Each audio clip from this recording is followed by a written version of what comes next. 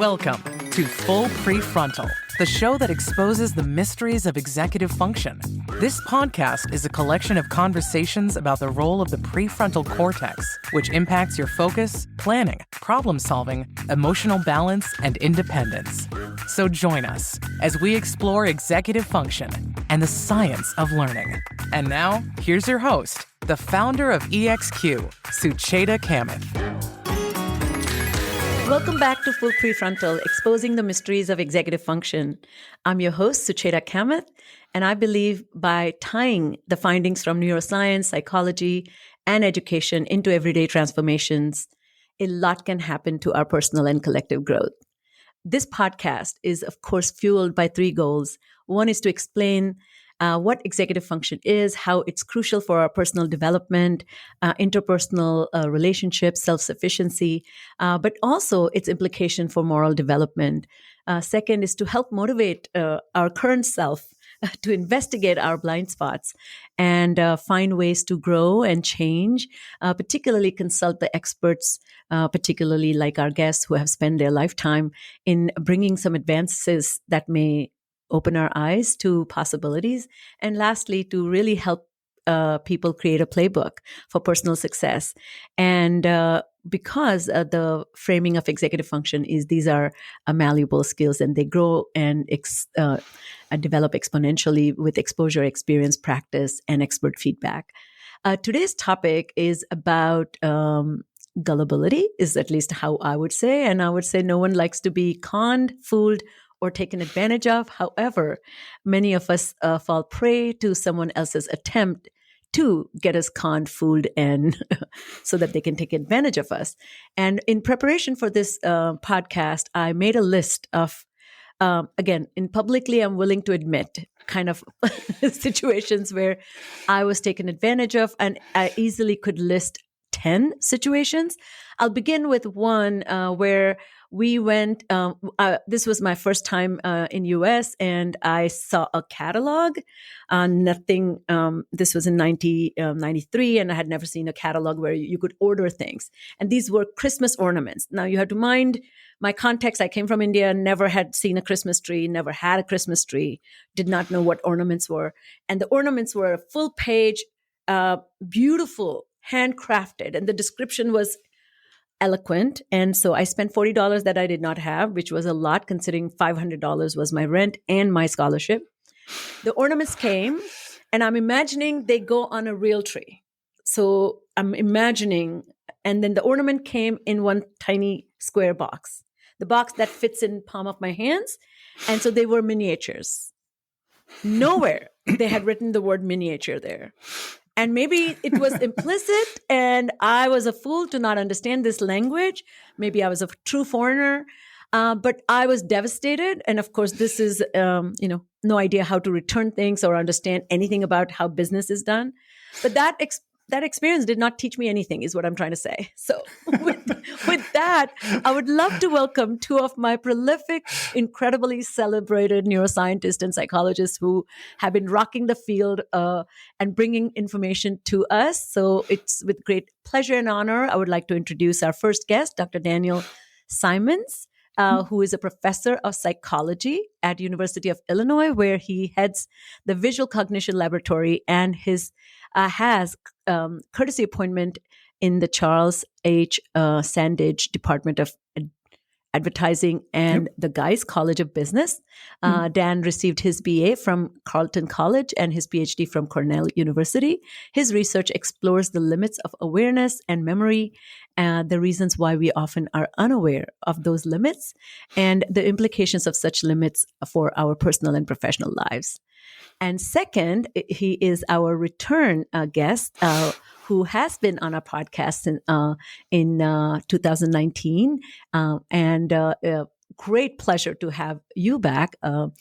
Dr. Christopher Chabris is a professor at the Geisinger, a Pennsylvania healthcare system, where he co-directs the Behavioral Insights team. He previously taught at the Union College and Harvard University and is a fellow of the Association of Psychological Science.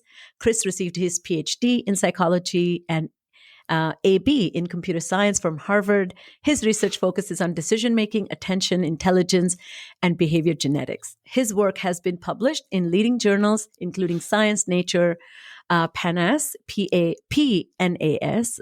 It's an acronym. I hope I'm getting all these pronunciations right because I'm terrible at it. So forgive me. And Perception. Chris is also a chess master and a co-author of the bestseller, The Invisible Gorilla, which he co-wrote with Dan. And we are having them both together because they are launching as we speak. So their new book, Nobody's Fool. And the full name of the book is Nobody's Fool, Why We Get Taken In and What Can We Do About It. So welcome to the podcast. How are you two? Good. Thanks for having us on. Yeah, great. Great to be back. Wonderful. So yes, since your Invisible, Gorilla book, and that also was a shocker to my system, but thanks for making me aware of my blind spots.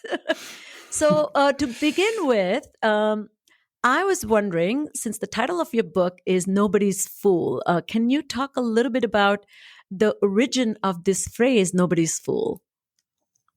Well, you want to go, Chris? Sure. Well, the title actually was, I believe, suggested by the publisher. We had been working with a bunch of different ideas for titles, and the phrase "nobody's fool" refers to, a person who can't be tricked, who can't be conned, who can't be deceived. So, unfortunately, we can't promise that at the end of reading our book, you will never be conned or tricked or deceived again, but at least you'll be better at avoiding those kinds of things. I think it's a good phrase to sort of sum up the idea. Like, you want to aim to be nobody's fool, but it's like a lifelong process of, getting better at recognizing the signs and understanding how deception works and so on in order to get there. So it's an aspirational title for our readers and for ourselves too. Yeah. I love that. Dan, do you want to add something? No, I think that pretty much covers it.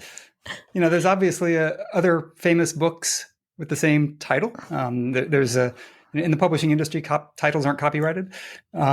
So there's a famous book by Richard Russo by that name, which had a very different theme to it. And there are much earlier works that are titled Nobody's Fool, including a few movies. And as we talk about in the book, making reference to things that are familiar to people can sometimes make them find them more likable. So that's great. To begin with, I think the premise is why we get taken in and what can we do about it. So can we pause and talk a little bit about our trusting nature? I feel like by being a human being, isn't trusting a moral quality? Isn't this something that aligns us to become more socially appropriate or socially adept, or forces us or invites us to collaborate with the world? So why do we trust? And then why some people break the trust? Well, one of the central themes in our book is that almost all forms of deception depend on our assumption that other people are being truthful, right? What we call a truth bias. And if we didn't have that, we just couldn't function in the world. We couldn't interact with other people. We couldn't work as a society because we have to rely on the fact that other people are generally being truthful, right? That we should trust what they have to say. And the problem comes in that sometimes we assume that people are telling the truth when they aren't, right? But the vast majority of the time, people are typically being honest with us. They're telling us what they think, what they believe, what they're going to do, and we should trust them, right? So we can't go through life constantly second-guessing everything everybody says and does. It would be unproductive. It would be counterproductive. Whereas if we rely on people to be truthful most of the time, then most of the time we're going to be fine. And the key theme that we talk about throughout the book is recognizing when we should maybe ask a few more questions, when we should maybe be a little bit more critical. And we try and identify what are the signs that you might be in a situation where that should happen, right? Where you should be doubting the truth of what you're hearing and remaining uncertain a little bit longer. So one interesting thing about that is I think that this truth bias or trusting others as a default state, mental state, allows us to actually propel our mutualized goals. Otherwise, we'll be full of cynicism and doubt and paranoid in a way, right? And that's no way of conducting business. And I loved one of the lines in your summary. You had said that, we can really keep everybody on check, and then we will kind of shrink our influence. Everything about the way we work through life will shrink. So then is it that people deceive or lie because, it's so easy to make, benefit from somebody, right? So why do we know enough about why people lie? Well, I have to say that our book is not really about why con artists and cheaters and liars do what they do, right? We sort of assume that those people are out there, that they're trying to trick us somehow, they're trying to deceive us, and we really explore why it is that we fall into it. However, I think it is relevant to say that one of the reasons why they do it is because they can get away with it, and one of the reasons they can get away with it is because the design of our cognitive system, starting with the truth bias, as Dan discussed, but then also, some of the other cognitive habits we talk about in the book, and some of the other sort of features of the informational environment that hook us, that draw us in, that make us pay attention, and so on. It's turns out to be sort of, well, I don't want to say shockingly easy, but somewhat easy to take advantage of those things and create a pathway in to someone, to taking advantage of someone. We don't really get into sort of questions of, sociopathy, mental illness, the morality of cheating, very much, except also to notice that there are some signs that it's on the rise in recent years. And that could be because technology makes it easier. There could be lots of reasons for that. We mostly try to focus on sort of like how it works, and therefore, based on that understanding, what we can do about it. Yeah, I'll add to that. The other thing that we do sometimes comment on is the fact that people who do try and rip other people off, they tend to do it repeatedly. So if you look at their past histories, people who are committing fraud and convicted of fraud often had prior convictions for fraud. And people who, say, commit scientific misconduct, if you look back in their past, they probably did it before, right? So that in that sense, you can see some consistency there. But as Chris said, we don't really focus in on the motivations of the people who are trying to cheat us. It's much more about what are the set of vulnerabilities that we have that makes it easy for them.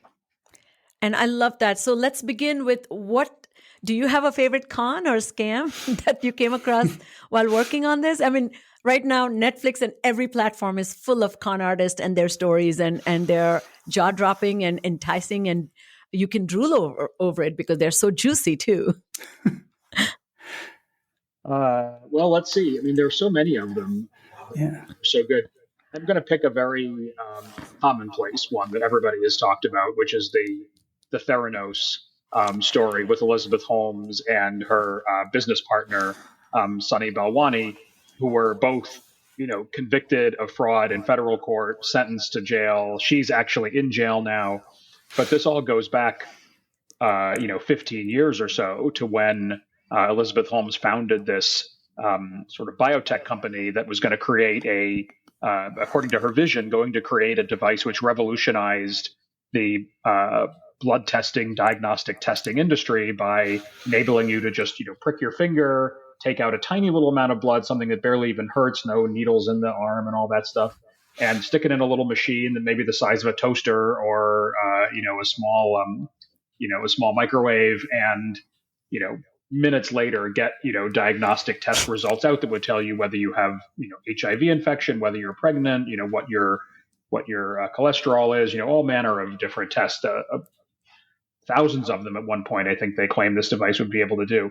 And, it's one thing that happened was they never built the device successfully. They never succeeded in building a device which lived up to these expectations, but that always happens all the time. Technology sometimes doesn't work out. The problem was that they claimed to have done it already, and they claimed to have deployed it, and they claimed to be, offering that service to customers, and to investors and to their board members and so on. So the fraud was in sort of saying that these devices existed and they could do all these amazing things, when in fact, what was happening in real life is they would sort of take a blood sample, with a finger prick, maybe add some water to it or some other, solution to sort of, make it more liquid and take it to some, standard gigantic machine in a back room that took hours to deliver the results. So there was actually sort of an aspect of theatrical deception to it, right? They would have this machine there and sort of pretend that it was doing things. It had a special mode where it would make all the noises without doing anything, just to sort of convince people that it worked. But in reality, the whole operation was going on, almost literally behind the curtain. I think that fraud is interesting, for a lot of reasons. But one of which is, as we analyzed it, we found that Elizabeth Holmes took advantage of many of the different things that we talk about in the book, many of the different habits that we have and the weaknesses that we have. I think, and I have read everything possible and seen every documentary and heard every podcast on Elizabeth Holmes myself. And one thing that struck me as you were saying, too, that she had no background in science. So she actually did not know how much amount of blood you need to conduct any test. And that didn't deter her. Like, to me, I wouldn't even come up with that fraud because I feel so handicapped that I need knowledge. And she had no qualms about it. That was very impressive. So that's a great place for us to start. I think I love the way you have divided the book into two parts, habits and hooks. And you talk about the cognitive shortcuts and thinking patterns that are designed to optimize our functioning, but that also can become a handicap for us. So in this Theranos case, can you maybe correlate some of the cognitive shortcuts that we engage in as a way to optimize our processing that Elizabeth, I don't know if she was that savvy to know how to deceive, but once she got entangled, she continued to deceive really well. Chris, why don't you go ahead and continue with that case? Sure. So, I think your question contains a very good point by itself, which is we don't say that all of these con artists and scammers understand cognitive psychology really well, and they have a list of the things they're going to try to exploit and so on. It's more like guild knowledge or trade knowledge. You try a bunch of stuff over time, you see what works. And our approach was to kind of try to decode that and say, okay, let's come up with a framework that explains like what they're doing and why it works. We're not saying they know all these things in advance, but they sort of have the it's like magicians can be great magicians without ever taking a visual perception course in college, right? They learn how to do it, from the trade, and from practice and all that. So I don't know how she learned how to do these things, but one thing that I would say they definitely took advantage of is they stocked their board of directors with a lot of familiar figures. It was a very unusual board of directors for a biotech medical technology company. There were no other CEOs of comparable companies on their board of directors. There were no venture capitalists who normally invest in that industry on their board of directors. Instead, Henry Kissinger was on their board of directors and George Shultz.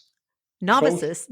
Novices on biotech and blood testing, but, geniuses on foreign relations and politics and so on, right? So, but recognizable names, like sort of people you would think like, everybody would recognize their names. You'd think like, these are great Americans, like these are, they must have good judgment, and so on. So this was exploiting inadvertently, perhaps, the hook that we call familiarity. So things that are familiar to us tend to seem more legitimate, acceptable,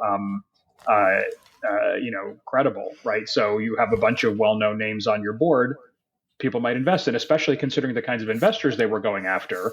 Again, not biotech savvy investors, but they were going after investors like, publishing industry magnates and, the offices of, rich families, who had to invest their money and so on, not necessarily experts in the sector. So we talked separately to a hedge fund manager, who told us something like, the more retired generals you see on a board, of directors, the more you should want to short the company's stock.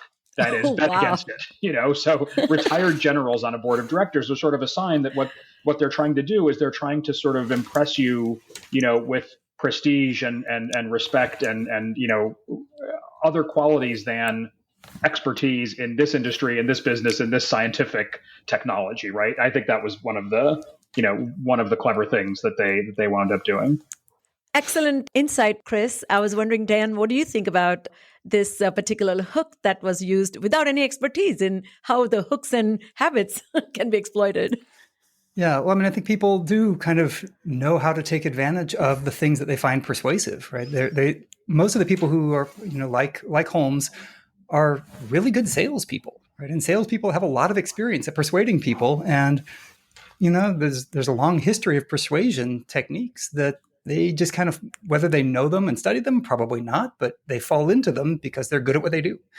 Another habit that Elizabeth Holmes and Theranos took advantage of is focus. Right. So absolutely, when they did those demonstrations for industry executives or possible donors, they had them focusing on just what they were seeing. They're seeing them take a blood sample. They're seeing them stick it into a machine. It makes beeping and flashing noises. Then they go on a tour of the facility or go to lunch. And while they're doing that, they're not being shown all of the other information. Right. People assume that what they're seeing is all there is. And they don't think to ask, hey, is that the machine right there that's actually doing this analysis? And if they'd ask that, they'd realize, no, it's actually not. But people don't think to ask about what they're not being shown. Right? So that habit of focusing in on something and not thinking about the information that you might not have is a pervasive and mostly really effective habit. Right? It's really efficient to focus on what you've got and not worry too much about the things you're missing. But when there's somebody who's set up a fraud or a scam like this, they take advantage of that. Talking about focus, I was just yesterday, I was at an event and it was a little surprise party or celebratory party. And my husband and I walked in. This was a lunch and didn't know what the surprise was. So it turned out my girlfriend's daughter, who got married a year and a half ago, is pregnant, and they were celebrating that. It was great. And so they began to tell me the story that the young woman who's pregnant, her brother was coming from Florida. So she and her husband went to the airport to pick him up, and they had prepared a special sign. And it had written, let's call him, maybe a Ravi. And he says, "Welcome, Ravi, to Atlanta." And next to Ravi, it says Ravi Uncle. So both the husband and wife were standing at the airport with the sign, and he's like, "Hey, I'm so excited that you came." I mean, he didn't think much about it because instead of Uber, it's like my sister came. They got into the car, and the husband and wife were a little puzzled because he had no reaction. So they again flashed the sign and say, "Hey," and he's like, "Yeah, I mean, thanks." And then finally they got so sick of it, and they say, "Read the sign." And then he read the sign, and then it says, "Oh, uncle, am I going to be an uncle?" Then it dawned on him. He glazed over the sign because he thought it's the typical sign of welcome home, Yeah. And so that's a great illustration of focus. Like, we think we are very focused. He chose to see whatever he wanted to see, which is his name and welcome sign. He was not even contextually questioning, like, why would my sister, who picks me up every time, is coming with a sign? You know what I mean? So that's the blind spot in attention that you talk a lot about. So I'm wondering if you could take a moment to maybe share some studies that have really captivated this nuance, that we not only are taken by the information that's present in our visual processing field or our processing field, but we also kind of get locked into not asking any question about what's missing. Let me take that on a tangent for just a second, because I think it's a really interesting case. One thing it reveals is a theory of mind issue, right? Yes. That the people who have the sign are thinking, "Oh, well, this is so obvious. He couldn't possibly miss this in the sign." Yes. And a lot of fraud works that way, right? We see somebody who fell for a fraud and we think, "Oh, yeah, that's so obvious. I never would have fallen for that." When in reality, it's only obvious when you know it's there, when you know to look for it, when you know what's already happened. But in the moment, you don't necessarily think about those things. You're focused on what's right in front of you. And that's part of the danger here, right? That the reason we tend to think, "Oh, only gullible people get scammed," is that when we hear about these stories, and as you were saying, they're all over Netflix and documentaries, and there are all of these great podcasts and stories about fraud and scams. And when we're watching it from the outside after it's happened, it all seems kind of obvious. And it's like, "Oh yeah, how did they fall for that? It was just right there in front of them. They just, they just missed it." But in the moment, it's much harder to do that because we don't really think about all of the information that's right there. So it leads to this mistaken belief that, people who fall for frauds are gullible, when in reality, we can all fall for them if we're the ones who are targeted in that moment. I think that's a really critical example of why this sort of focus matters. We're just not thinking about the information we have in the moment. We really are focused on what's right in front of us. And some of our own studies kind of have looked at this sort of metacognitive belief, right? So the invisible gorilla study, right, is one of those cases where, if people are counting passes and they're focusing on that intently, a lot of people don't notice a person in a gorilla suit walking through a scene. And when you ask them, they say, I missed what? Right? They don't believe you. But a critical thing to think about is, what if we never ask them? So we show them the video, they don't see the gorilla, they don't comment on it. We never ask them about the gorilla. They'll continue to go through life assuming, of course, they would see a person in a gorilla suit thumping its chest at the camera, right? Because we're aware of all of those times we've noticed things. We're not aware of all the times we didn't notice something. So unless it gets called to your attention, you don't think about what you missed. Yeah, and the other experiment that you have done with there's a staged fight that's going on, and you're running on a campus following somebody, and you missed the fight. Like how would you miss the fight? And that also, I mean, so much of our detection or our law or our practices are dependent on people making good judgments based on being very aware and alert and attentive. And we're barely getting through life. I mean, I don't know how we are showing up at work or in the Zoom right now on this Riverside platform.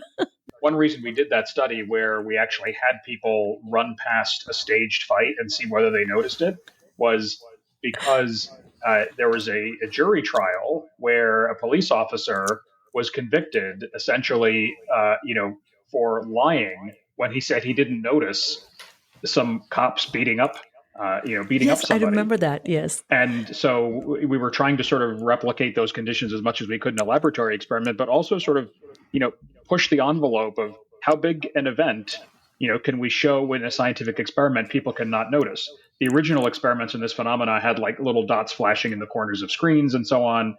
Then we have, people walking through scenes and gorilla costumes and so on, but 3 people fighting, and not, simulating fighting, of course, in the experiment. We didn't have anyone actually get injured, and so on.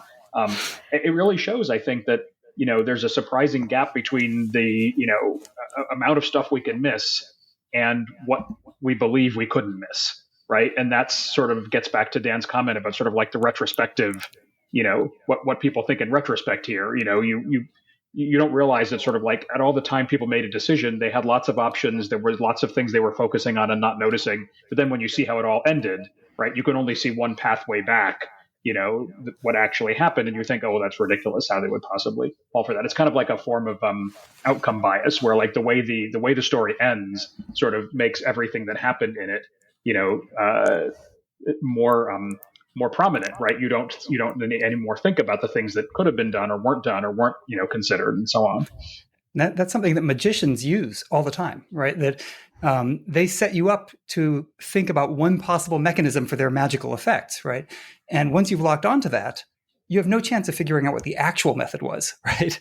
They've locked you into one interpretation, one sequence of events, and it's really hard in real time to think about what are all of the different paths they could be using right now to get to the same end state.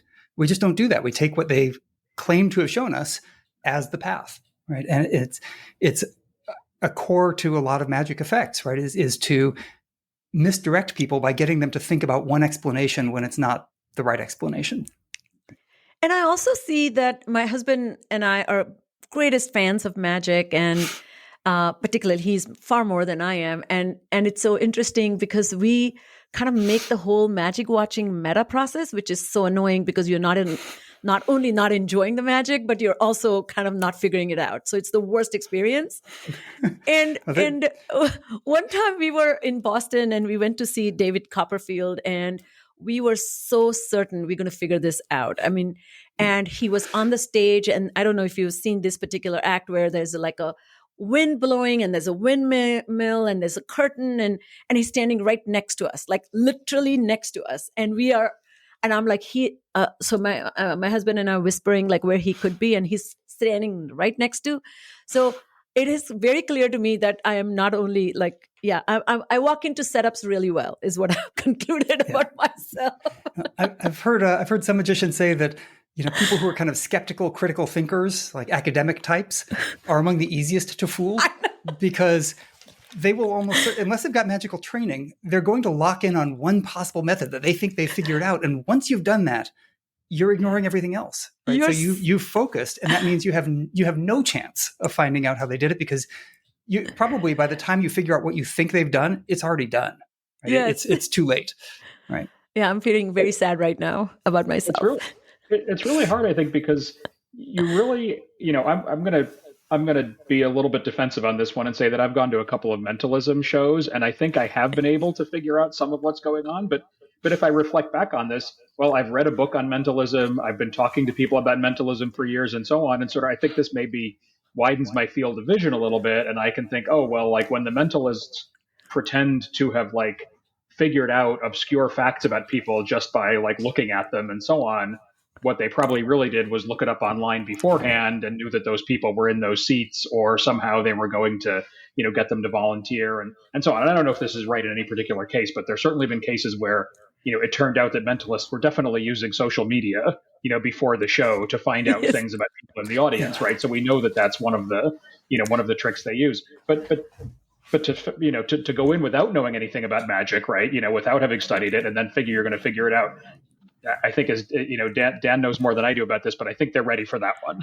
The people who think they're just going to figure it out sitting there in the audience, right? That's the bread and butter in the audience. Yeah. Well, and even for professional magicians, right? I mean, professional magicians can fool each other because they know a lot of different ways of producing the same effect, but they don't necessarily know which one you're using and how you've set it up. So shows like Penn and Teller Fool Us are entirely based on the idea that, and they know every method that people are trying to use for the most part, right? So they should have guesses, but sometimes they still are not able to figure out which one was used because of how it was set up, right? So, even as a professional magician, which I'm not, you can enjoy a magic show even if you think you understand how you're doing it, because the odds are good. If they're good, they're going to fool you.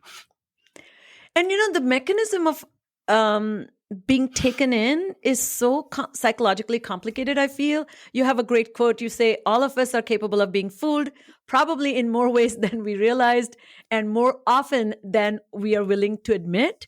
So to me, the other inbuilt problem there is, how do you tell somebody you were taken in? Because that's so embarrassing. So not only the people who fool you make you, take whatever resources from you, but they also strip you of your dignity. And then I think you can't admit that in public. And fraud is probably massively underreported because of that. Especially things like, say, the Nigerian email scam. People who fall for that in hindsight realize how much they missed. And are embarrassed. So a lot of fraud probably goes unreported because of that embarrassment of having fallen for something.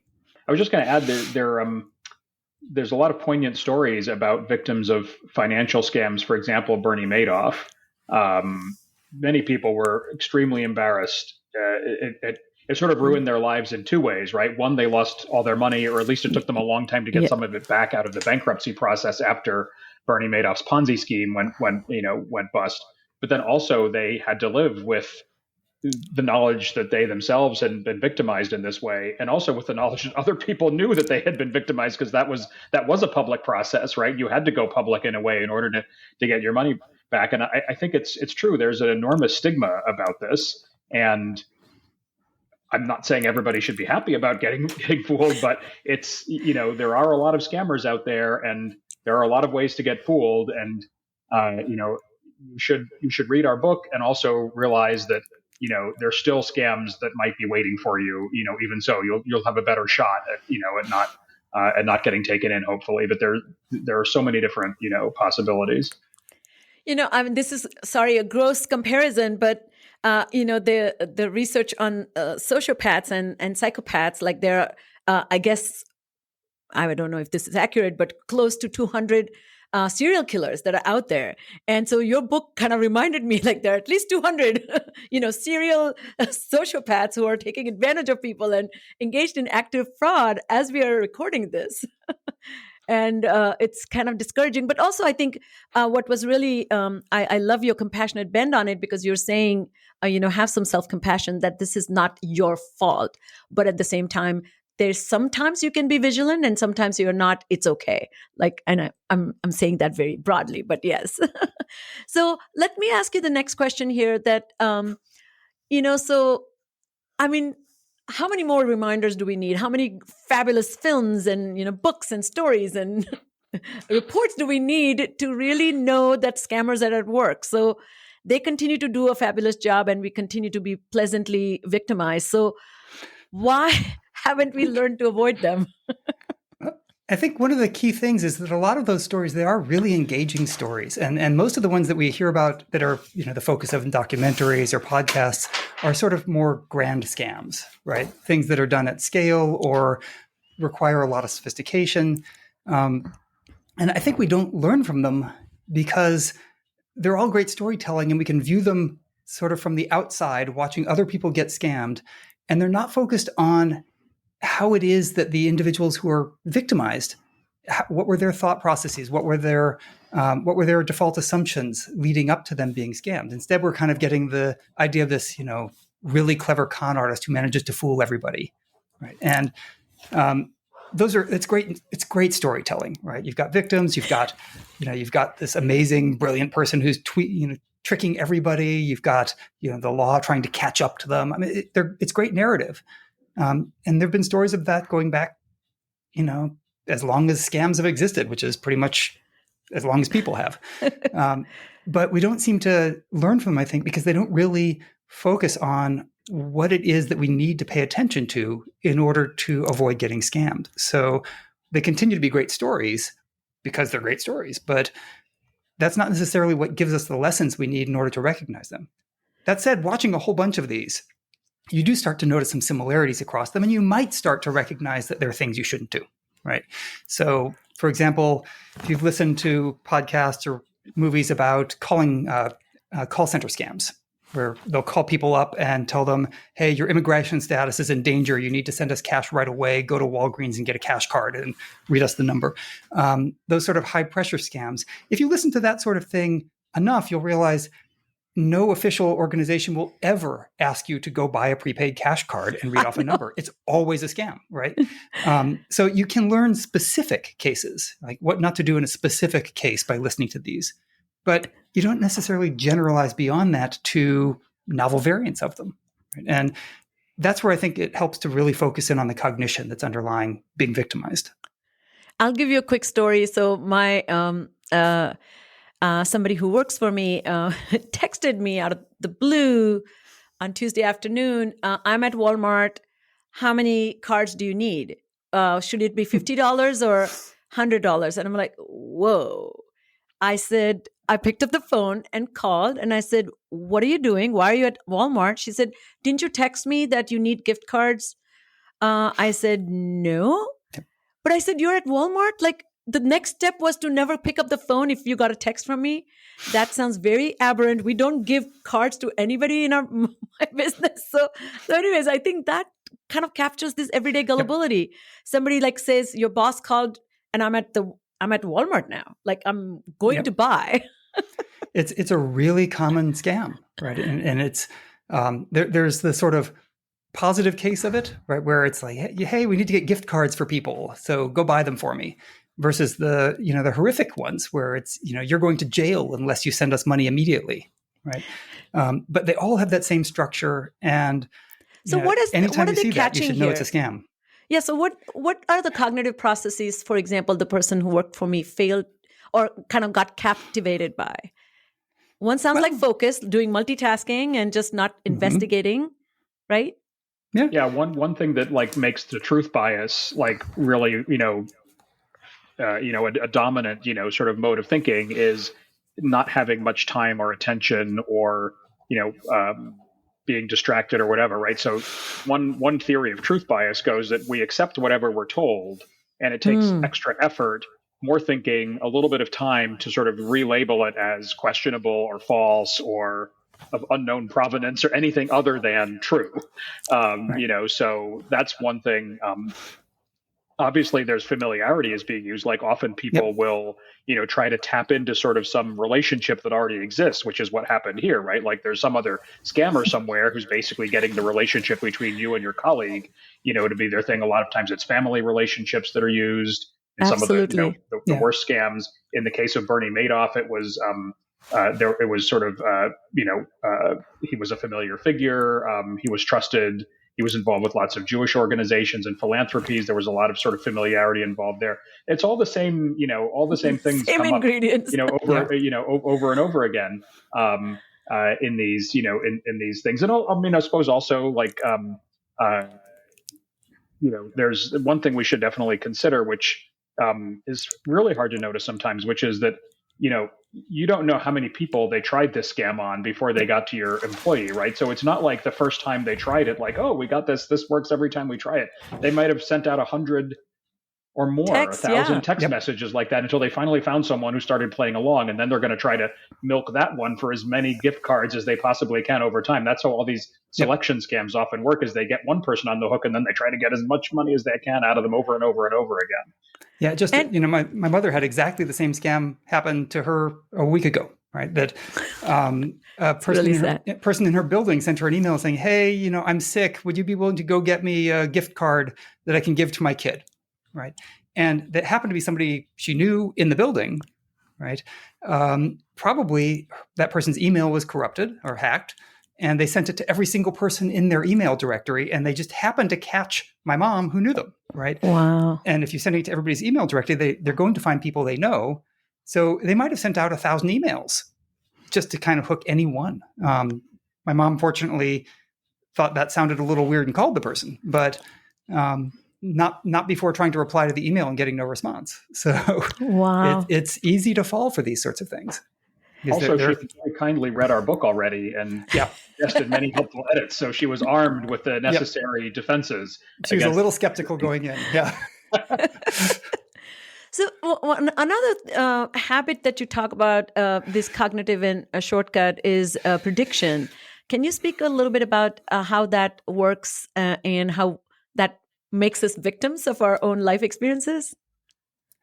Sure. So, you can think about, prediction is a lot like thinking about what our base rate of experiences are. What we're expecting to have happen is kind of going to be likely similar to the things that have happened in the past. So we kind of have anticipation of what we're going to run into, right? That's just kind of a basic idea that, you kind of make predictions about what's going to happen, and you think about what's going to happen, and you maybe have a favored outcome, but we don't tend to question, right, whether that prediction was good in the first place. We don't, and when somebody hands us a result that looks really appealing, we don't think, okay, was this something I predicted? And if it was, maybe I should be more skeptical, because what a scammer is going to do is give you exactly what you are hoping for, exactly what you desire. And if it's exactly what you desire, you should be questioning of it. So we give an example of journalists who, are fed a document that just perfectly matches exactly what they would hope to have seen. This was going back to the George Bush era, when CBS was reporting about these documents about what George W. Bush had not done or not done during his military service, right? So there were lots of speculation about questionable, drug behavior and not fulfilling his responsibilities, those sorts of things. And somebody gave them the document that perfectly fit their narrative, what they hoped for. So they ran with it, and it turns out to have been a fake, right? So it was exactly what they predicted. And when somebody comes to you with exactly what you were predicting or exactly what you were hoping for, that's probably when you should be most suspicious as opposed to least suspicious. It brings to mind, though, that you're really talking about higher order thinking. Mm-hmm. Like the habit of questioning is something you can develop and learn as a critical thinker. And I feel not many people are critical thinkers. I'm sorry. And I don't mean in a mean way, but I think people, one of the ways that, we educate people to kind of come to a place where you rely on information being correct, truthful. It's a way to gain knowledge. And if you question, you look like an outsider, But this is something that you should be questioning for yourself, right? So, and everybody makes this mistake. Scientists who are trained to try and evaluate critically. Think about it. If you if you look at your data and you find that the result looks really weird, right? You're going to double check and make sure everything was coded correctly. Yes. What if the result came out exactly as you predicted? Would you be as likely to double check? Would you find those coding mistakes that you'd made if it was matching what you were hoping for, right? And that sort of, and generally you wouldn't, right? You wouldn't be as careful in scrutinizing something that you agreed with than something you disagreed with. And that's just a general tendency. We do that most of the time, right? And most of the time our predictions kind of match up and we want to find things that look like what we want to find out. We want to kind of confirm our beliefs. So it's only in those cases where somebody might be taking advantage of it or when we might be fooling ourselves that you really do want to kind of get into a mindset where you think more critically, right? And that's hard, right? But I think the key is noticing when you're in one of those situations. So as somebody who does a lot of data analysis, I know that I'm going to tend to check much more carefully if something doesn't look right. And most of the time, that's a valid reason to check. But ideally, we should have something built into our process so that we check all the time and not just when it's, looks weird. I have a concept that when I work with executive function training it's called spot checking. That means you pick 5 spots that are random in your own experience where you know if there's something aberrant that will stick out, but there's no aberrant, then you can actually question why there's no aberrant, because aberrant is the norm, at least the way I see it. And funny thing, you mentioned this because last week, Evie and I, who's a producer, who's on the call, we were in a meeting and we were looking at a graph and the data had shifted. So from this level to next level, and then the third level, and there was a huge jump. And I was saying in the meeting, I've never seen this kind of jump. And what an incredible progress, but I've never seen it. I kept saying, I've never seen it. And then slowly, Evie kind of came and said, I think I juxtaposed the data. It's not supposed to be that way.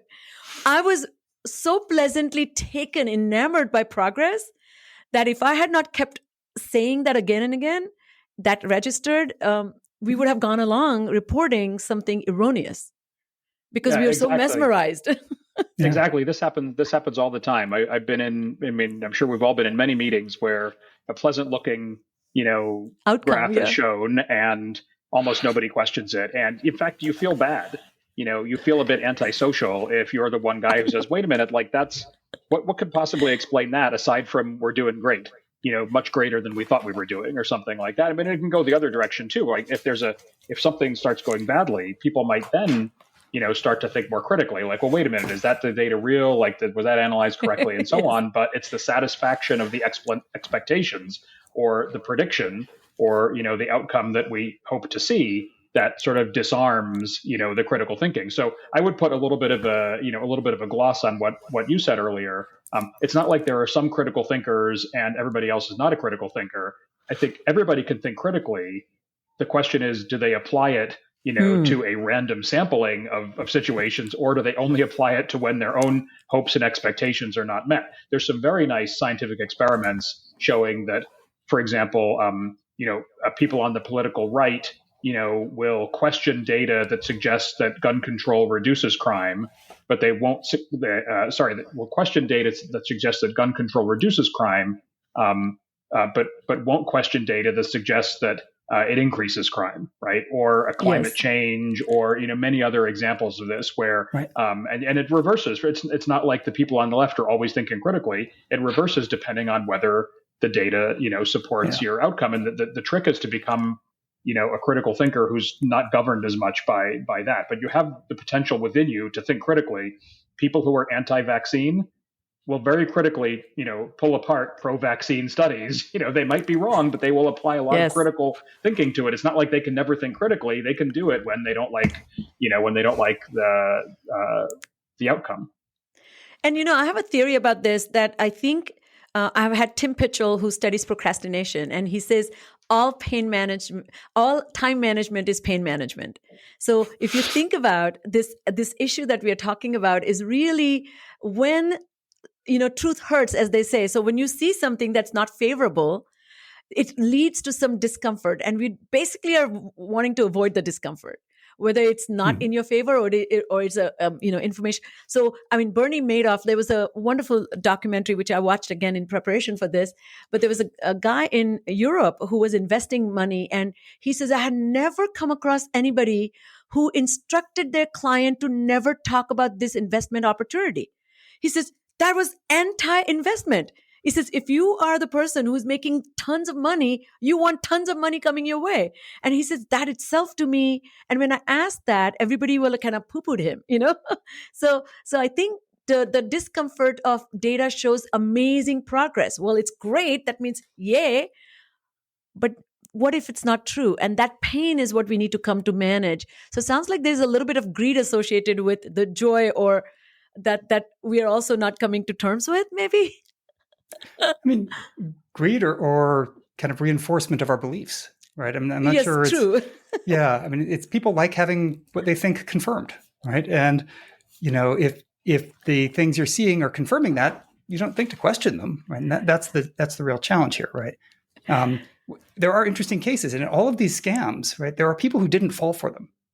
And the question that's interesting is, what was different about them? What were they doing differently than the people who did fall for them? So the example you just gave is somebody saying, wait a second, what investment manager who's running a giant fund wouldn't want to advertise it and try and get more investment, right?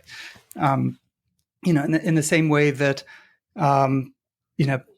people might ask, well, why aren't you giving me all of the, details of these trades, right?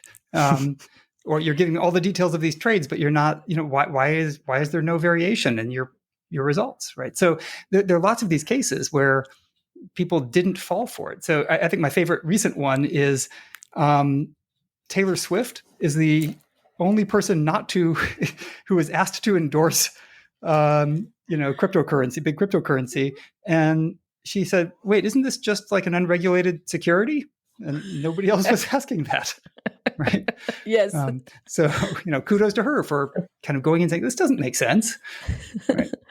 Yeah, there's one of the habits we talk about in the book is that Dan's referring to is what we call efficiency, right? So we like to make decisions quickly. We don't like to think too much. We're busy, and slowing down and asking questions, sometimes out loud, but even just of yourself, or of the data in front of you, or something like that, is really a critical step. And Taylor Swift asked the right question and didn't get caught up in this, one of these whole crypto scams, which, by the way, she could have been on the hook for. Like, people who have endorsed cryptocurrency scams have themselves been sued or prosecuted, for basically illegally promoting securities, right? But you can't just go out and, promote, illegal investments or bogus investments.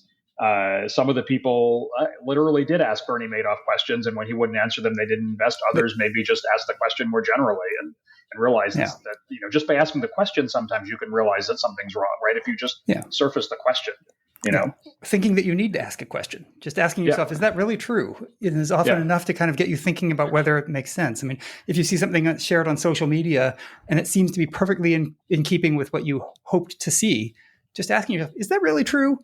And thinking about it for a minute, sometimes we'll realize, no, that can't be right.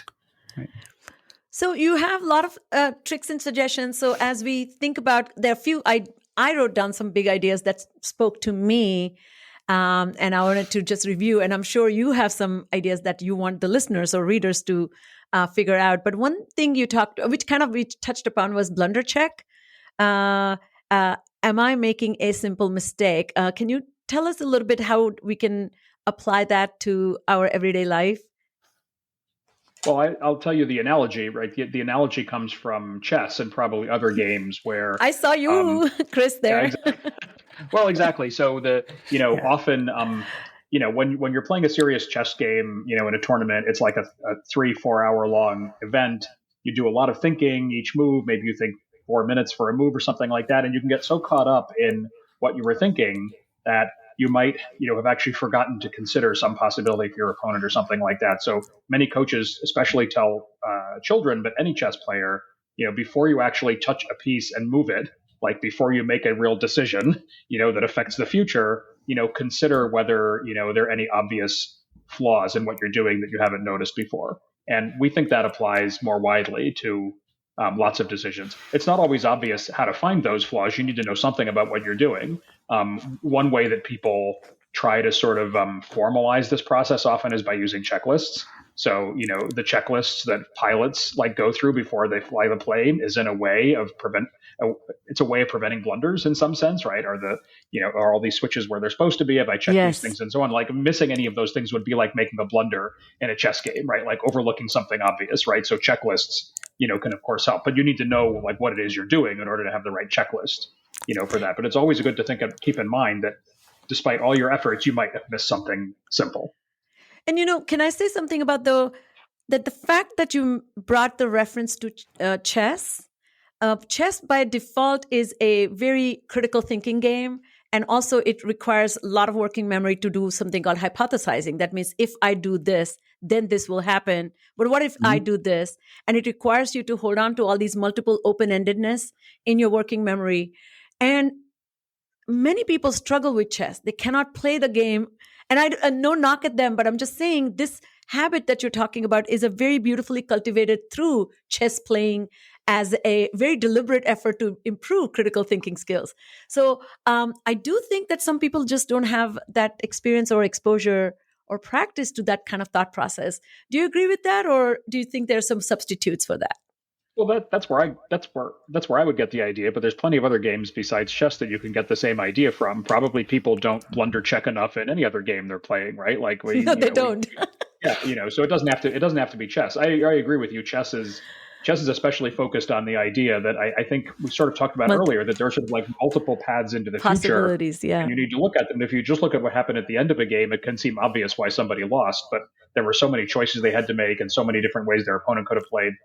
That's a good way of thinking in general, but I don't think we need to worry about all that complexity in order to, reduce our chances a little bit of getting scammed.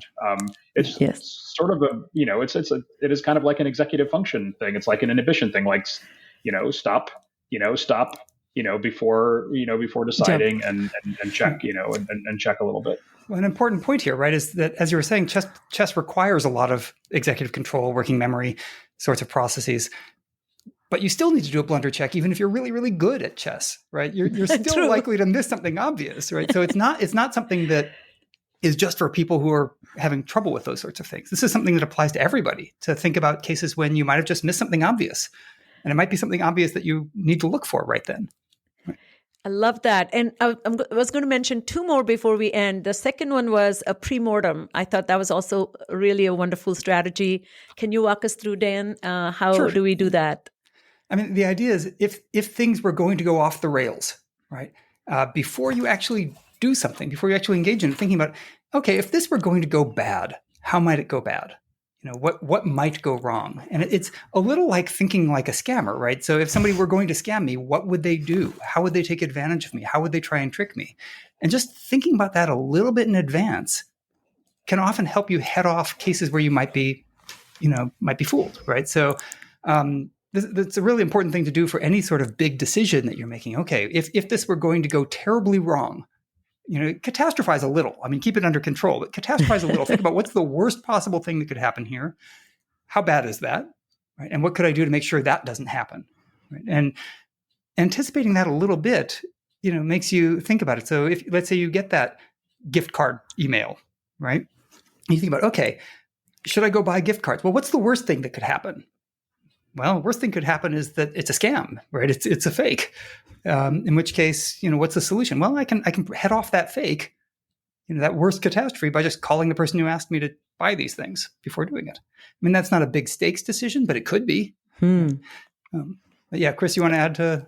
Even worse. I mean, there's even worse case in that, which is it could be some form of identity theft where it's not, it could wind up in some kind of situation where you give more information to them, right? And then, even worse things happen than just we buy a few $100s of gift cards, which is a lot of money, but still, like, it's a limited impact, right? But identity theft can have a, sort of open-ended impact sometimes, depending on, how soon you catch it and so on. And the pre-mortem idea, by the way, comes from Gary Klein and Danny Kahneman has also written about it. I don't want to pretend that want to pretend that we invented it, but I think it's very underutilized. It really should be utilized more. I think one way to do it is like actually imagine yourself in the future that you actually did all this stuff, and then you've lost all your money. Well, how could that have happened? Right. Yeah. And then that might tell you like, what are some of the things I shouldn't be doing here? Yeah. How could I get from where I am to the bad outcome? And what are the steps that would have led to that? Yeah. And again, I think to me, that sounds, again, requires a little bit emotional courage to withstand the possibilities of being unsavory outcomes, but just simply engaging that hypothetical analysis synthesis can go long ways. So last one that I really thought was a wonderful way to end this conversation. And I'm sure there's so many amazing ideas. So sorry to condense them into just a few, but not to sweat the small stuff. That was your advice, because it's being receptive to tiny scams. It's like getting paper cut is what I saw. Yeah. I mean, you're not going to be able to prevent every scam. You're not going to notice many of them, but if let's say you get ripped off at the grocery store because the price on the shelf is slightly different from what rings up on the receipt, if you can afford that loss, it's probably not worth your time to check every single price against every single value on the receipt to make sure it's perfect. Because maybe the errors will be systematic. Maybe they'll add up and benefit the store as opposed to you, or maybe they're random, but they're probably not huge, right? Those sorts of errors probably aren't huge errors. So it's probably not worth most people's time to spend time worrying about that. Whereas if you're buying, if you have the money and interest to buy fine art, it's probably worth all of your time to really thoroughly investigate what you're buying, because the returns to a scammer, if they get you to buy a faked painting, are gigantic, and the costs to you are gigantic. So you want to actually think about what's the cost here versus what's the opportunity, right? If the risk to me is minimal, do I really benefit from being skeptical all the time? Right? If the risk to me is huge, you probably do. It's a nice way to maintain some sanity or some sense of, humanity in ourselves. Like, we cannot be these superhumans who are preventing everything. And you wouldn't want to be, right? I mean, what a horrible way to go through life, constantly second guessing everybody you interact with, and all. Most of the time, we're not getting scammed, right? Most of the time, people are honest brokers. So you want to treat the world that way. It's just that when you're at big risk, you want to pay attention to that. Well, thank you for being so wonderfully honest about these difficult topics, and really amazing book. Listeners, this is launching just it launched yesterday, so get your copy. We'll be adding a link at the end in our show notes, definitely. So before I let you both go, I have two questions. One, have you been scammed, and are you willing to share a personal story? and your favorite recommendation in addition to your two books? There are some examples in the book of ways that we were scammed. There's one story we tell where, and maybe this will cover both me and Dan, since the same thing happened to both of us. Yes. A guy emailed us separately, totally separately, not together or anything like that, wanting to engage in research project with us. And there were two different research projects, and there were some discussions and so on were had, and some emails were exchanged, but in neither case did it actually go anywhere. I talked on the phone with him a couple of times, I think. Same guy. That was surprising to me. Like, he contacted both of you. I think it was a guy who he wasn't some random person from nowhere. He was a guy who was sort of somewhat in our field. He was involved in cognitive science, and cognitive psychology generally. He kind of inserted himself into the field. I'm not sure he actually had done anything in it. Yeah. But he wasn't like some fraudster, who just was trying to prey on academics or whatever. It turned out he was a little bit of a fraudster. So we never actually did any projects with him. I talked to him on the phone too, as I recall. We never did any projects with him, but years and years later, we found out that he had actually been involved in many legal cases, mostly in California, I believe, where people were suing him for, thousands of dollars here and there because of deals they had made that he didn't come through on, and so on. So it seemed like he was sort of the kind of guy who was a hustler, a bit of a scammer, in addition to the other stuff he did. And it made me, at one point I regretted that I was never able to do that project, because it would have been an interesting project. But now I'm happy that I never talked to the guy again, because it might have wound up with me having sent him money for something and then having to sue him, to try to get it back or something like that. Yeah, it was kind of that was close. Yeah. It was interesting that he had done multiple times. To your earlier point, like it's not a one-time show; it's like a repeat. Yep. Yeah. All right. We learned of it much later. Actually, we learned about this whole his whole history as a scammer after he had died, kind of under somewhat weird circumstances. So.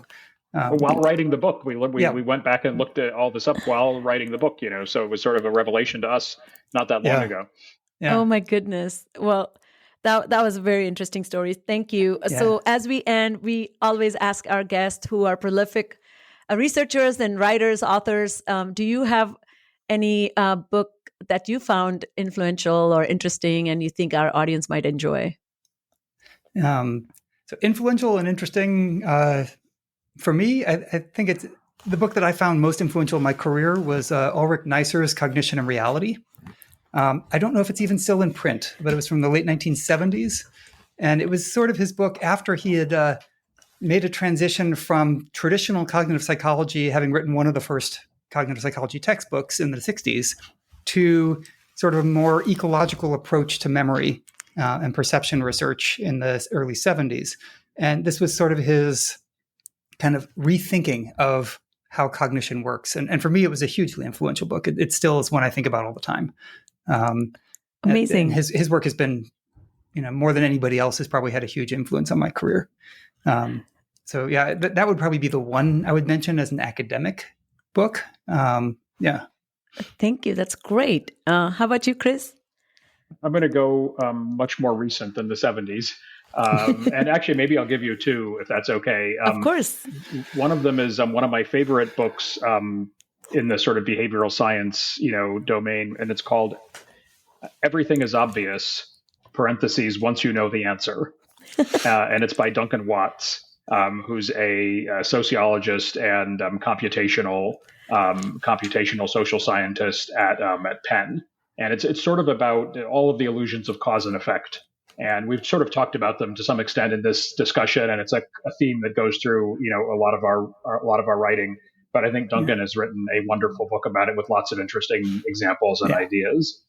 The other one is a very recent book by Annie Duke called "Quit," and it's about the virtues of giving up, at least in the right circumstances, and how there are sort of various illusions and biases that sort of bias us towards keeping on doing what we're doing, as opposed to stopping and maybe doing something else.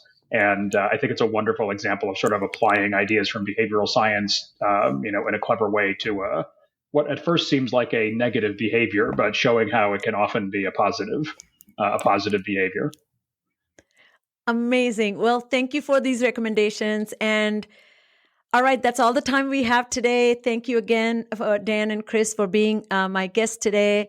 As you can see, these are very important conversations we are having with knowledgeable, incredibly qualified, and passionate experts whose unique perspective, not only in their area of expertise, but also its relationship and impact on executive function, is informing us to lead a better life. That's my hope. And of course, if you love what you're hearing, please share this episode with your friends and colleagues. Please get this book ASAP, as well as share this book. It's really, you'll be only lying to yourself if you do not admit that you have been a victim of a fraud. I'm just kidding. But anyways, lastly, again, I look forward to seeing you all once again right here on the next Full Prefrontal podcast. Thank you again, Dan. Thank you, Chris, for joining me today. Thanks. It was great chatting. Thank you. Thank you for listening to Full Prefrontal, exposing the mysteries of executive function. To contact your host, Sucheta Kamath, and learn more about her work on improving executive function, visit her website at exqinfiniteknowhow.com. That's www.exqinfiniteknowhow.com. Tune in next week for another informative episode of Full Prefrontal, hosted by the founder of EXQ, Sucheta Kamath.